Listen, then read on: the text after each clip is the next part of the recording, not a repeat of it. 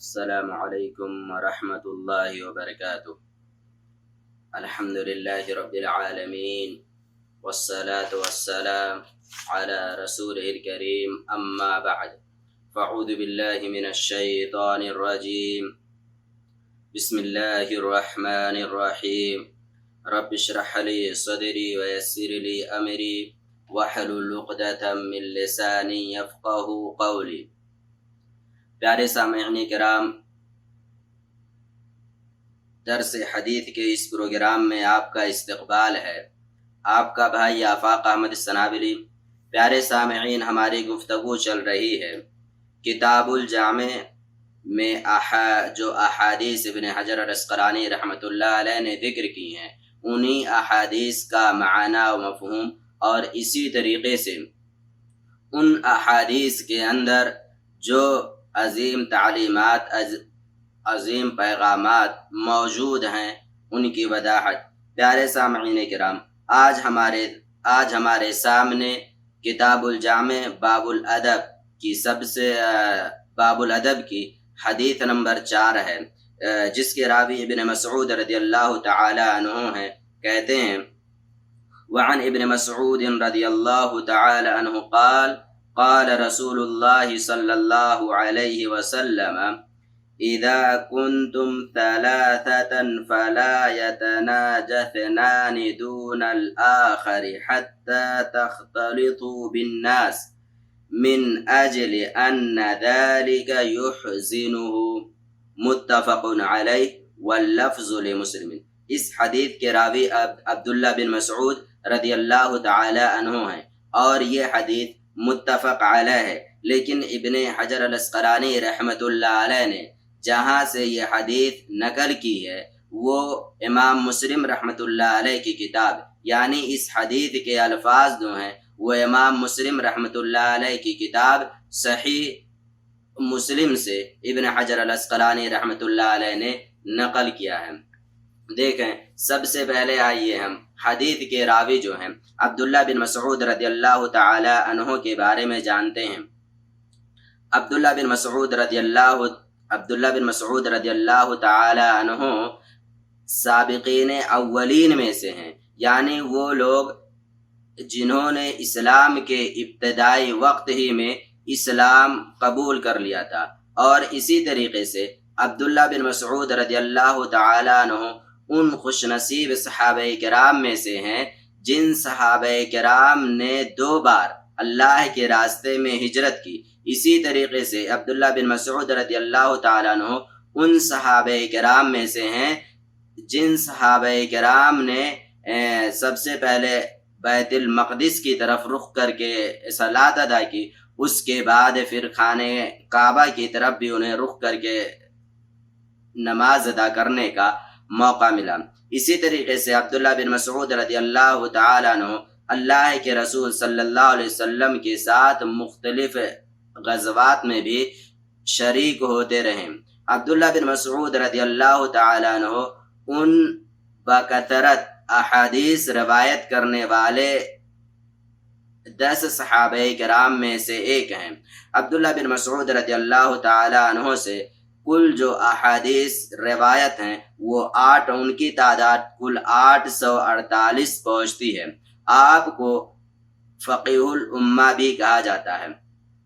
عبداللہ بن مسعود رضی اللہ تعالی عنہ کے فضائل احادیث کے اندر مختلف مواقع پر زبان رسالت نے بیان کیے ہیں۔ ایک بار ایسا ہوا کہ عبداللہ بن مسعود رضی اللہ تعالی عنہ اللہ کے رسول صلی اللہ علیہ وسلم کے لیے مسواک توڑ رہے تھے۔ جس درخت پر عبداللہ بن مسعود رضی اللہ تعالیٰ عنہ چڑھے ہوئے تھے، اس درخت کے جس شاخ پر آپ بیٹھے مسواک توڑ رہے تھے، اتفاق ایسا کہ ہوا چل رہی تھی، اور اس ہوا کی وجہ سے جس شاخ پر عبداللہ بن مسعود رضی اللہ تعالیٰ عنہ بیٹھے ہوئے تھے وہ شاخ، وہ ٹہنی ہل رہی تھی، اور اس ہوا کی وجہ سے، اس ہوا کے چلنے کی وجہ سے آپ کی دونوں پڈلیاں جو نیچے صحابہ کرام یا جو لوگ موجود تھے ان کی نگاہ آپ کی دونوں پٹلیوں پر اتفاق کی پڑ گئی اور وہ لوگ ہنسنے لگے۔ ہنسنے کی وجہ کیا تھی؟ ہنسنے کی وجہ جب انہوں اللہ کے رسول صلی اللہ علیہ وسلم نے پوچھا ما یضحککم، کہ بتاؤ کہ تم لوگ کیوں اچانک ایسے ہنسنے لگے، تو انہوں نے کہا قالوا من دقت ساقیہ، تو انہوں نے کہا کہ ہمیں ہنسی اس بات پر آ گئی کہ یہ عبداللہ بن مسعود کی جو دونوں پڈلیاں ہیں کتنی پتلی ہیں، تو ان پڈلیوں کے ہلکا اور پتلی ہونے کی وجہ سے ہمیں ہنسی آ گئی۔ آپ صلی اللہ علیہ وسلم نے کہا قال النبی صلی اللہ علیہ وسلم والذی نفسی بیدہ لہما اثقل فی المیزان من احد، کہ دیکھو یہ حدیث صحیح ہے۔ علامہ البانی رحمۃ اللہ علیہ نے اس حدیث کو اپنی کتاب السلسلہ الصحیحہ کے اندر ذکر فرمایا۔ آپ صلی اللہ علیہ وسلم نے کہا اللہ کی قسم جس کے قبضے قدرت میں میری جان ہے، لہما اثقل فی المیزان من احد، کہ جان لو تم ان دونوں پڈلیوں کو جو اتنی پتلی اور معمولی جنہیں تم سمجھ رہے ہو، کل قیامت کے دن یہ دونوں پڈلیاں میزان میں احد پہاڑ سے بھی زیادہ وزنی ہوں گی۔ تو یہ عبداللہ بن مسعود رضی اللہ تعالیٰ عنہ کا مقام و مرتبہ ہے، اور خصوصی طور پر عبداللہ بن مسعود رضی اللہ تعالیٰ عنہ کا جو لگاؤ تھا وہ کتاب اللہ یعنی کلام پاک قرآن کریم سے عبداللہ بن مسعود رضی اللہ تعالیٰ عنہ کا خصوصی طور پر لگاؤ تھا۔ اسی وجہ سے اللہ کے رسول صلی اللہ علیہ وسلم نے ارشاد فرمایا کہ من احب ان یقرأ القرآن غضا کما انزل فلیقرأ قراءۃ ابن ام عبد، کہ اگر کوئی شخص یہ چاہتا ہے جس طریقے سے قرآن کریم نازل ہوا ہے اسی ڈھنگ سے قرآن کریم اگر پڑھنا چاہتا ہے اسی طرز پر، تو وہ شخص ابن ام عبد یعنی عبداللہ بن مسعود رضی اللہ تعالیٰ عنہ کے طریقے پر پڑھے۔ وہ عبداللہ بن مسعود رضی اللہ تعالیٰ عنہ اسی طرز پر اسی ڈھنگ سے قرآن کریم پڑھتے ہیں جس طریقے سے اللہ تبارک و تعالیٰ نے قرآن کریم کو نازل فرمایا۔ اسی طریقے سے آپ صلی اللہ علیہ وسلم نے لوگوں کو وصیت بھی کی، اور آپ صلی اللہ علیہ وسلم نے لوگوں کو نصیحت کی ہے کہ استقرأوا القرآن من اربعۃ، کہ لوگوں قرآن کریم 4 لوگوں سے سیکھو، کس ڈھنگ سے پڑھنا ہے، کس طرز پر پڑھنا ہے، کیا طریقہ ہونا چاہیے۔ تو یہ کوئی معمولی کتاب نہیں ہے، اس کتاب کو اگر تمہیں سیکھنا ہے، اگر تمہیں تلاوت کرنا سیکھنا ہے اس کتاب کا، تو ہمارے درمیان 4 ہستیاں ایسی ہیں کہ ان سے تم قرآن کریم سیکھ سکتے ہو۔ وہ کون کون ہستیاں ہیں؟ آپ صلی اللہ علیہ وسلم نے ان کے بارے میں فرمایا کہ ان 4 ہستیوں سے، ان 4 شخصیتوں سے لوگوں تم قرآن کریم سیکھو۔ کون کون ہیں؟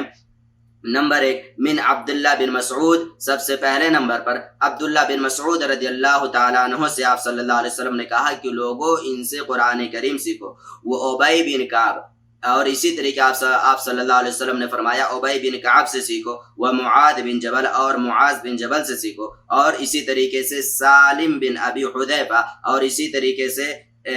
سالم بن ابی حذیفہ سے قرآن کریم سیکھو۔ تو یہ خلاصہ کلام یہ کہ عبداللہ بن مسعود کا جو مقام و مرتبہ ہے صحابہ کرام کے مابین، خصوصاً قرآن کریم سے لگاؤ کے تعلق سے، وہ مقام و مرتبہ شاید اور کسی کا نہیں ہے۔ اسی طریقے سے آپ صلی اللہ علیہ وسلم نے ایک بار کہا کہ اے ابن مسعود تم میرے سامنے قرآن کریم کی کچھ آیتیں تلاوت کرو۔ تو انہوں نے کہا اقرأ علیک وانزل علیک، کہ میں آپ پر قرآن کریم آپ کے سامنے پڑھوں، یہ میری ہمت کیسے ہو سکتی ہے؟ خود آپ پر یہ کتاب، اس کی آیتیں نازل ہوتی ہیں، پھر میں کس طریقے سے آپ کے سامنے قرآن کریم پڑھنے کی ہمت کر سکتا ہوں؟ تو آپ صلی اللہ علیہ وسلم نے کہا اقرأ علی سورۃ النساء، نہیں ابن مسعود تم میرے سامنے سورہ نساء پڑھو، کیوں؟ انی احب ان اسمعہ من غیری، کیونکہ میں یہ چیز پسند کرتا ہوں، مجھے یہ چیز بہت زیادہ محبوب ہے کہ میں اس کتاب کی آیتیں کسی اور سے سماعت فرماؤں، تو کسی اور سے اس کتاب کو سننا مجھے بے حد عزیز ہے۔ چنانچہ ابن مسعود رضی اللہ تعالیٰ عنہ نے آپ کے سامنے سورہ نساء کی کچھ آیتیں پیش کی، اور جب ابن مسعود رضی اللہ تعالیٰ عنہ اس آیت پر پہنچے فَكَيْفَ إِذَا جِئِنَا مِن كُلِّ بِشَهِيدٍ فَكَيْفَ إِذَا جِئِنَا مِن كُلِّ أُمَّةٍ بِشَهِيدٍ وَجِئِنَا بِكَ عَلَى هَؤُلَاءِ شَهِيدًا۔ تو جب اس آیت پر ابن مسعود رضی اللہ تعالیٰ عنہ پہنچے تو آپ صلی اللہ علیہ وسلم رونے لگے۔ خلاصہ کلام یہ سمجھ لیں کہ ابن مسعود رضی اللہ تعالیٰ عنہ بڑی خوبصورت ان کے پاس آواز تھی، اور اسی خوبصورت آواز میں ابن مسعود رضی اللہ تعالیٰ عنہ قرآن کریم کی تلاوت کیا کرتے تھے۔ تو یہ کہ ابن مسعود رضی اللہ تعالیٰ عنہ کا مقام صحابہ کرام کے مابین خصوصاً قرآن کریم سے لگاؤ کے تعلق سے بہت اونچا اور بلند ہے۔ یہ کچھ باتیں تھیں عبداللہ بن مسعود رضی اللہ تعالیٰ عنہ کے حوالے سے، اور اسی طریقے سے سن 32 ہجری میں عبداللہ بن مسعود کی رضی اللہ تعالیٰ عنہ کی وفات ہو جاتی ہے، اور بقیع الغرقد میں آپ کو دفن کر دیا جاتا ہے۔ اب آئیے حدیث رسول دیکھتے ہیں کہ حدیث رسول کا معنی کیا ہے۔ آپ صلی اللہ علیہ وسلم نے ارشاد فرمایا اذا کنتم ثلاثۃ، کہ جب تم 3 لوگ ہو، فلا یتناجى اثنان دون الاخر، تو ایسی شکل میں 2 لوگ ایک کو چھوڑ کر، یعنی تیسرے شخص کو چھوڑ کر صرف 2 لوگ آپس میں گفتگو نہ کرو، یعنی سرگوشی نہ کرو، حتی تختلطوا بالناس، یہاں تک کہ تم لوگوں کے ساتھ اکٹھا ہو جاؤ، من اجل ان ذلك يحزنه، کیوں؟ یہ چیز اس شخص کو جو اکیلے میں بیٹھا ہوا ہے، اس شخص کو یہ چیز غمگین کرے گی، ٹینشن میں ڈال دے گی۔ دیکھیں، سب سے پہلے یہ ہم یہ جانتے ہیں کہ حدیث کے اندر جس چیز سے روکا گیا ہے وہ چیز ہے آپس میں سرگوشی کرنا۔ تو عربی زبان میں اس کے لیے جو لفظ استعمال کیا گیا ہے وہ تناجا کا جو معنی ہوتا ہے ان یتحدث شخصان سرا بحیث لا یسمعهما الثالث، کہ 2 لوگ آپس میں اتنی دھیرے آواز سے بات کریں، بحیث لا یسمعهما الثالث، کہ ان دونوں میں سے جو ان کے بغل میں ایک تیسرا شخص بیٹھا ہوا ہے وہ ان کی آواز نہ سن سکے۔ یعنی مثلا اس حدیث کو ہم اس ڈھنگ سے سمجھتے ہیں، زید، خالد اور عمر تینوں ایک ساتھ بیٹھے ہوئے ہیں۔ اب زید اور یہ تینوں آپس میں کچھ گفتگو کر رہے ہیں۔ اب اتفاق کیا ہوا بیچ میں، زید اور خالد آپس میں دھیرے بات کرنے لگے، اتنے دھیرے سے کہ ان کے بغل میں جو عمر بیٹھا ہوا ہے وہ ان کی آواز نہیں سن پا رہا ہے۔ تو یہ دونوں جو آپس میں دھیرے بات کرنے لگے، آپس میں جو سرگوشی کرنے لگے، اسی سے اللہ کے رسول صلی اللہ علیہ وسلم نے روکا ہے۔ کیوں ایسا مت کرو؟ کیونکہ اگر یہ زید اور خالد آپس میں اگر سرگوشی کر رہے ہیں تو ان کے بغل میں جو عمر بیٹھا ہوا ہے اس سے یہ فکر لاحق ہوگی کہ یہ دونوں میرے ہی سے متعلق کچھ باتیں کر رہے ہیں، گویا کہ عمر جو ہے وہ ان دونوں سے متعلق بدظن ہو سکتا ہے۔ تو اسی بدظنی سے روکنے کے لیے اور اسی طریقے سے عمر کو ان دونوں کے آپس میں سرگوشی کرنے کی وجہ سے عمر غمگین بھی ہو سکتا ہے، تو عمر کے اس غم کو ختم کرنے کے لیے اور اسی طریقے سے سرگوشی سے روکنے کے لیے یا یہ کہہ لیں کہ بدزنی سے روکنے کے لیے اس حدیث کے اندر آپ صلی اللہ علیہ وسلم نے روکا ہے۔ اور اسی طریقے سے یہ حدیث اس حدیث کو ہم تھوڑے سے اور اچھے انداز میں سمجھنے کی کوشش کرتے ہیں، اور وہ اس طریقے سے کہ اصل مقصود اس حدیث کے اندر یہ ہے کہ چاہے 3 لوگ ہوں، یہاں پر اقل تعداد کے اعتبار سے آپ صلی اللہ علیہ وسلم نے مثال دی ہے، چاہے 40 لوگ ہوں، 50 لوگ ہوں، 8 لوگ ہوں، مطلب تعداد کتنی بھی ہو، اگر اس تعداد میں سے کچھ لوگ الگ ہو جاتے ہیں، مثلا 8 لوگ بیٹھے ہوئے ہیں کسی محفل میں، اب 8 میں سے 4 لوگ الگ ہو کر کے دھیرے دھیرے بات کرنے لگے اور باقی جو 4 لوگ ہیں وہ اپنی جگہ پر بیٹھے ہوئے ہیں، تو اسے سرگوشی نہیں کہیں گے، اور اس سے حدیث کے اندر روکا بھی نہیں گیا ہے، بلکہ یہ ہے کہ اگر 8 لوگ بیٹھے ہوئے ہیں اور 8 لوگوں میں سے 7 لوگ الگ ہو کر کے آپس میں دھیرے دھیرے بات کر رہے ہیں اور ایک شخص کو الگ چھوڑ دیتے ہیں، اور جو کچھ وہ لوگ بات کر رہے ہیں 7 لوگ، وہ بات جو جس شخص کو اکیلے میں چھوڑے ہوئے ہیں اس تک وہ باتیں نہیں پہنچ رہی ہیں، تو اس سے روکا گیا۔ تو مقصود یہ ہے تعداد کتنی بھی ہو، اکیلے کسی بھی شخص کو چھوڑ کر باقی لوگوں کو آپس میں بات کرنا یہ جائز اور درست نہیں ہے، اسی سے حدیث کے اندر روکا گیا ہے، کیونکہ جس شخص کو آپ اکیلے چھوڑیں گے وہ جو اور لوگ ہیں ان سے متعلق بدظن ہو سکتا ہے اور پھر تعلقات آپس میں خراب ہو سکتے ہیں۔ پیارے سامعین کرام، اس حدیث کے اندر جو خلاصے کے طور پر جو باتیں ہمارے سامنے آ سکتی ہیں وہ کچھ اس انداز سے ہیں۔ نمبر 1 یہ کہ اسلام ہر اس چیز کی طرف ہماری رہنمائی کرتا ہے جس سے آپسی معاملات ٹھیک ہوں، ان کے مابین کسی قسم کا اختلاف نہ پیدا ہو، اسی طریقے سے آپسی معاملات خراب بھی نہ ہوں، اور ایسے ہی اسلام ہمیں اچھے اخلاق، عمدہ اخلاق کے سانچے میں بھی ڈھلنے کی تعلیم دیتا ہے، اور ان تمام چیزوں سے ہمیں دور رہنے کا حکم بھی دیتا ہے جو چیزیں ہمارے اخلاق کو خراب کرنے والی ہیں یا یہ کہ ہماری اجتماعیت کو ختم کرنے والی ہیں۔ نمبر 2 یہ ہے پیارے سامعین کہ اگر 3 لوگ کہیں بیٹھے ہوئے ہیں تو ان میں سے 2 لوگوں کا آپس میں الگ ہو کر دھیرے دھیرے بات کرنا، اور جو تیسرا شخص ہے اس تک ان دونوں کی بات نہ پہنچ سکے، اسے ہمیں سرگوشی کہتے ہیں، اور حدیث کے اندر اس سے روکا گیا ہے۔ اسی طریقے سے نمبر 3 پیارے سامعین یہ ہے کہ ایک مسلمان کا اپنے مسلمان بھائی کو تکلیف پہنچانا یہ شریعت کے اندر حرام ہے، معمولی کوئی چیز نہیں ہے۔ کسی مسلمان کو تکلیف پہنچانا کسی بھی شکل میں یہ جائز اور درست نہیں ہے، بلکہ یہ حرام ہے۔ علامہ ابن رجب رحمت اللہ علیہ اپنی کتاب جامع العلوم والحکم کے اندر لکھتے ہیں، تضمنت النصوص ان المسلم لا يحل ایصال الاذى الیہ بوجہ من الوجوہ من قول او فعل بغیر حق،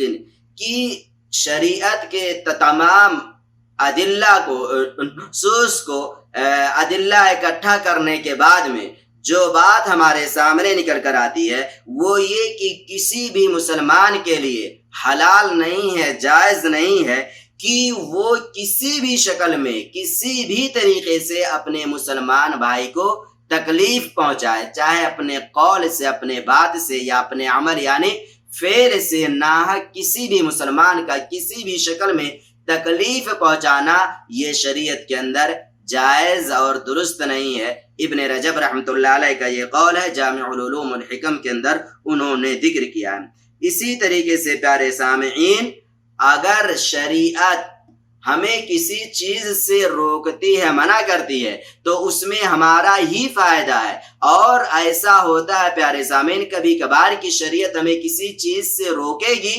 تو اس کی علت بھی وہیں پر بیان کر دی جائے گی کہ اس چیز سے اگر تمہیں روکا جا رہا ہے تو کیوں روکا جا رہا ہے، جیسا کہ اس حدیث کے اندر علت موجود ہے۔ اور کبھی کبھار شریعت ہمیں کسی چیز سے روکے گی تو اس کی علت وہاں پر بیان نہیں کی جائے گی۔ تو اس حدیث کے متعلق ہمارا رویہ، ہمارا عمل یہ ہونا چاہیے، اگر علت نہیں بیان کی گئی ہے تبھی ہمیں اگر یہ معلوم ہو جاتا ہے کہ یہ پیارے نبی صلی اللہ علیہ وسلم کا فرمان ہے تو ہمیں اس پر عمل کرنا ہے۔ ہمیں یہ علت ہر جگہ نہیں ڈھونڈنی ہے، کیونکہ ایسا ہوا ہے پوری اسلام کی تاریخ کے اندر کہ جن جن لوگوں نے احادیث کے اندر علت ڈھونڈنے کی کوشش کی ہے، عقل کا استعمال کیا ہے اور یہ کوشش کی ہے کہ یہ حدیث تو ہماری عقل میں نہیں آ رہی ہے، ایسی علت کیا ہے، جب تک علت نہ سمجھ میں آ جائے ہم حدیث کو نہیں سمجھیں گے۔ اسی کو کہتے ہیں شریعت کی اصطلاح میں تقدیم العقل علی النقل، کی عقل کو کتاب و سنت پر مقدم کرنا یہ جائز نہیں ہے۔ اگر کوئی بھی شخص عقل کو کتاب و سنت پر مقدم کرتا ہے تو اسلام کی تاریخ ہی بتاتی ہے کہ وہ شخص گمراہ ہی ہوا ہے، وہ شخص راہ راست سے ہٹا ہی ہوا ہے۔ اس وجہ سے پیارے سامعین، جو حدیث کے اندر اگر علت موجود ہے تو ٹھیک، نہیں موجود ہے لیکن ہمیں معلوم ہو گیا کہ یہ حدیث ہے تو اس پر ہمیں عمل کرنا ہے۔ اب خلاصہ کلام پوری حدیث کا یا ہماری پوری گفتگو کا یہی ہے کہ جب 3 لوگ ہوں، 4 لوگ، 5 لوگ ہوں تو ان میں سے ایک شخص کو الگ کر کے بقیہ افراد کا آپس میں گفتگو کرنا اس انداز سے کہ جس شخص کو الگ کیے ہیں اس شخص آپ لوگوں کی باتیں نہ پہنچ سکیں، یعنی کہ آپ لوگ آپس میں سرگوشی کریں اور وہ اکیلا شخص آپ کی بات نہ سن سکے، یہ جائز اور درست نہیں ہے۔ اس سے ہمیں بچنا چاہیے۔ گویا کہ آداب مجالس یعنی مجلس میں بیٹھنے کے جو آداب ہوتے ہیں وہ اس حدیث کے اندر بیان کیے گئے ہیں۔ ہمیں انہی آداب میں سے جو ادب میں نے آپ کے سامنے ابھی پیش کیا اس کا اہتمام کرنا چاہیے۔ اللہ تبارک و تعالیٰ سے دعا ہے کہ الہ العالمین تو ہمیں پیارے رسول صلی اللہ علیہ وسلم کی احادیث پر عمل کرنے کی توفیق دے۔ آمین۔ والسلام علیکم ورحمۃ اللہ وبرکاتہ۔